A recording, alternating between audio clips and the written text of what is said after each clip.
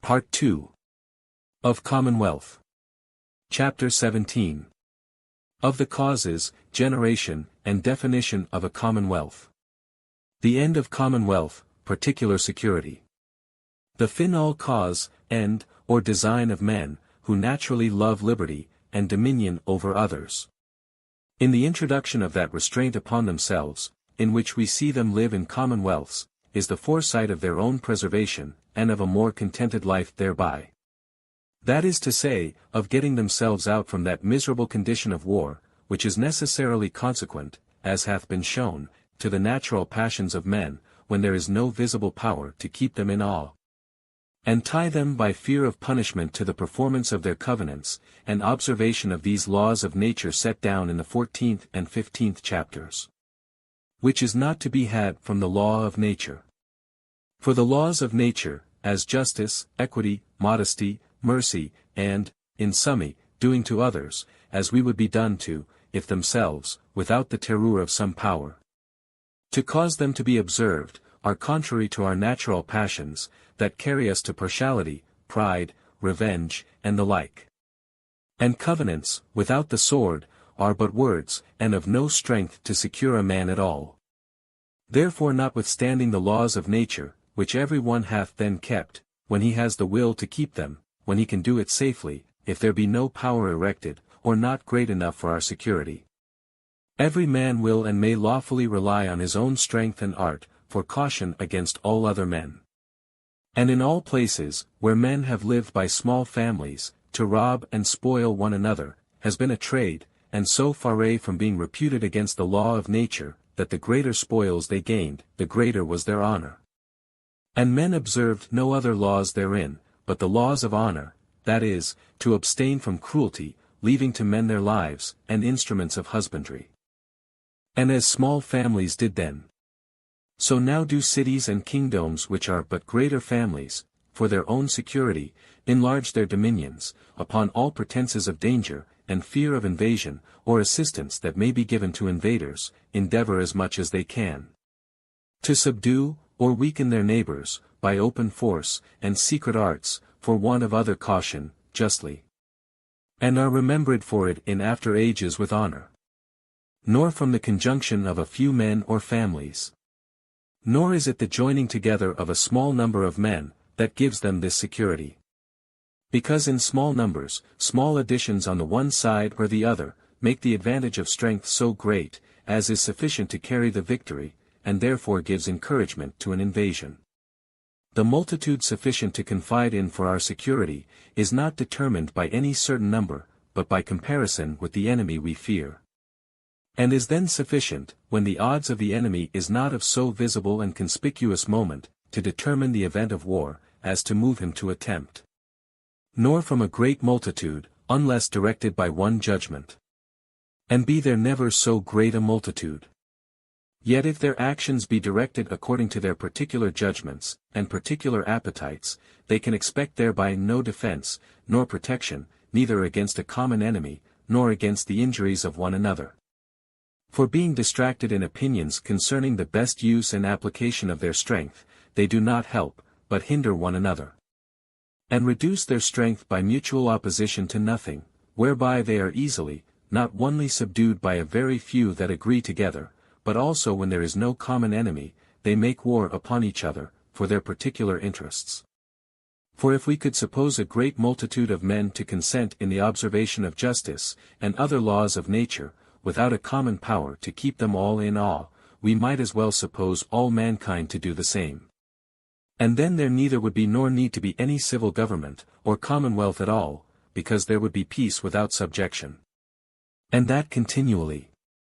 Nor is it enough for the security, which men desire should last all the time of their life, that they be governed, and directed by one judgment, for a limited time, as in one battle, or one war.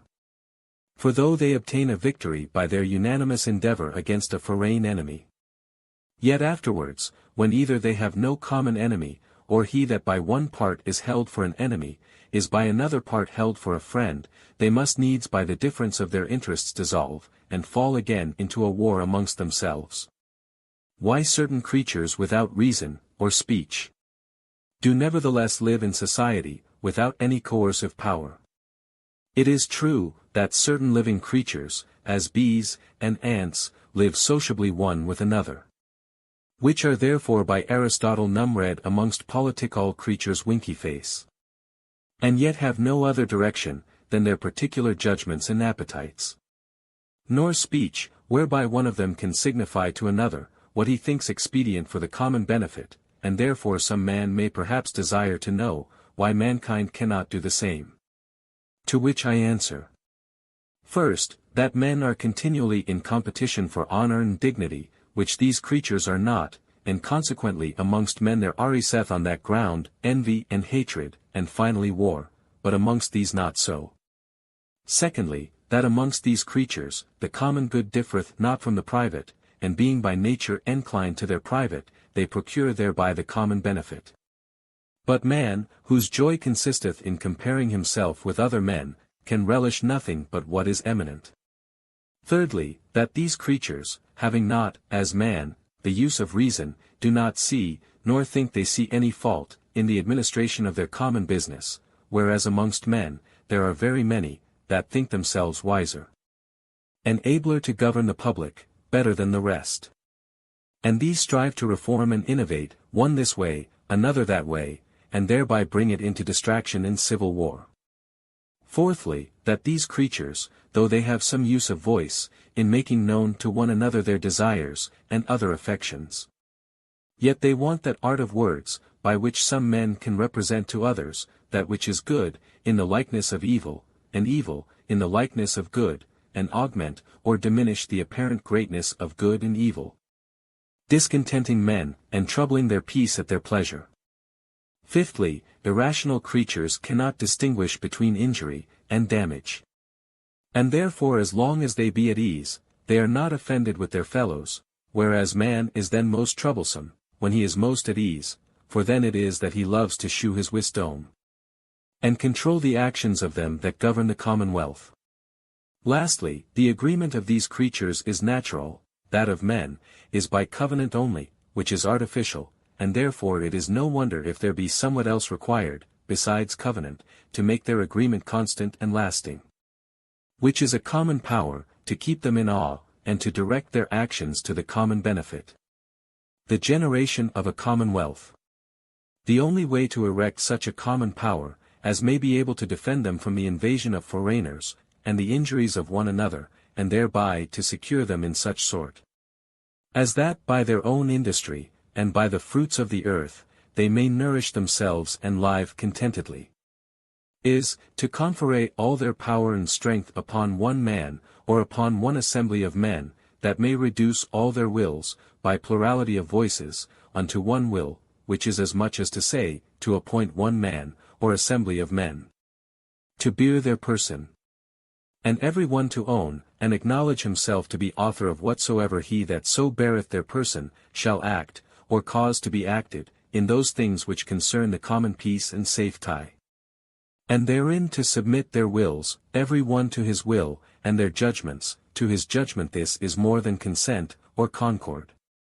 It is a real unity of them all, in one and the same person, made by covenant of every man with every man, in such manner, as if every man should say to every man, I authorize and give up my right of governing myself, to this man, or to this assembly of men, on this condition, that thou give up thy right to him, and authorize all his actions in like manner.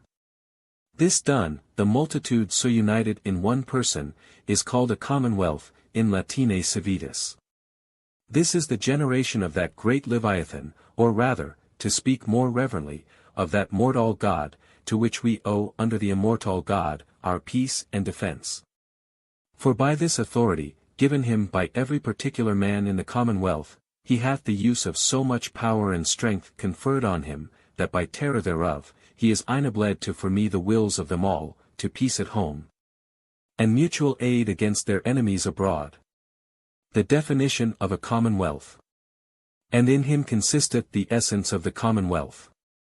Which, to define it, is, one person, of whose acts a great multitude, by mutual covenants one with another, have made themselves every one the author, to the end he may use the strength and means of them all, as he shall think expedient. For their peace and common defence. Sovereign, and subject, what? And he that carrieth this person, as called sovereign, and said to have sovereign power, and every one besides, his subject. The attaining to this sovereign power, is by two ways. 1. By natural force. As when a man mocketh his children, to submit themselves, and their children to his government, as being able to destroy them if they refuse, or by war subdueth his enemies to his will, giving them their lives on that condition. The other, is when men agree amongst themselves, to submit to some man, or assembly of men, voluntarily, on confidence to be protected by him against all others. This later, may be called a political commonwealth, or commonwealth by institution. And the former, a commonwealth by acquisition. And first, I shall speak of a commonwealth by institution.